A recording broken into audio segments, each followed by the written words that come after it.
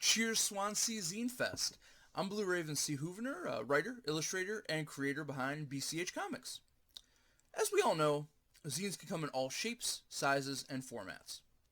One format I haven't seen get a lot of love lately, though, is the digital and webzine format, which I'm not going to lie, that's a format that is very near and dear to my heart, as it's where I got my feet wet first when it comes to zine making, before I actually, dove head first into making print zines. And with only 5 minutes here to do zine reading, I'm going to knock out a couple things. One thing I would like to do is really shine a spotlight on a zine submission I did back in January for the DC Zine Fest. They did a collab zine called Goodbye 2020, Hello 2021, a sentiment I'm sure we can all share. When the daylight fades to nothing and you can't see a star in the sky. Wait, what day is it? No, I know that was a little on the quick and straight to the point side, but I do think it got its point across nonetheless. But since that one was quick, I'll give you a little something bigger now. Now, what I'm going to read to you now is actually an excerpt from a zine that's been in the works for a little bit. There's been a couple hiccups along the way, but it should be coming in the next year or so. It's a little paranormal zine, and I'm just going to give you a little tidbit of it right here, right now.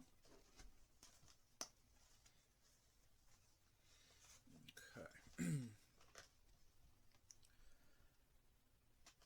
I'm shocked that in my 32 years of life, I haven't had more paranormal experiences. The bulk of happenings I know of are secondhand from my father.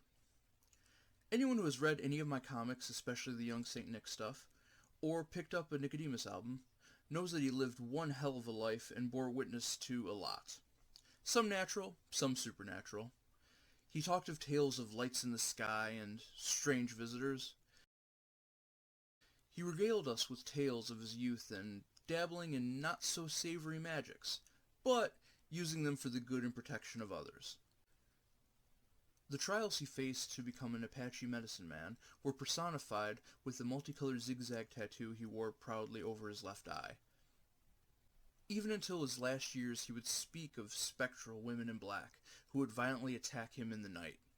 I can't speak of any of these personally, as I never witnessed them, but I can speak of one instance I did experience. It was the summer of 2000. The day itself was still. It wasn't too hot, it wasn't too cold. It was an average day with no element of grandeur or oddity. My father was sitting in the comically large chair that served as the focal point of our living room. He was intently reading a book. I was on the floor at his feet playing a game of tug-of-war with my dog Cluck. After a few rounds, Cluck laid down, panting happily. I let out a chuckle myself and looked up at my dad. I didn't know what made me look up at that exact moment, but a few seconds after I did, I saw a, pardon the cliché, shadowy figure drift over him.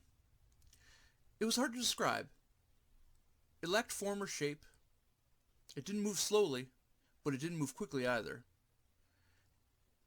And it wasn't a shadow on the wall that could have been projected by a passing car or object. Knowing for sure it wasn't a trick of my eye, I found the words just tumbling out of my mouth. What the hell was that? And on that dramatic note, I'm going to stop it right there. For the conclusion, you will have to wait until the paranormal zine comes out. If you follow any of my social media, though, I will definitely be spreading the word when it does come out. I'm very excited for that comp zine. It's being put up by a near and dear friend of mine, so fingers crossed. I've heard in the next year, so very exciting. But anyway, I hope you all have a very happy Swansea Zine Fest. Enjoy the zine festivities. I look forward to seeing everyone else's videos, their zine readings, and all their presentations, and reading your zines especially. Signing off. Take it easy.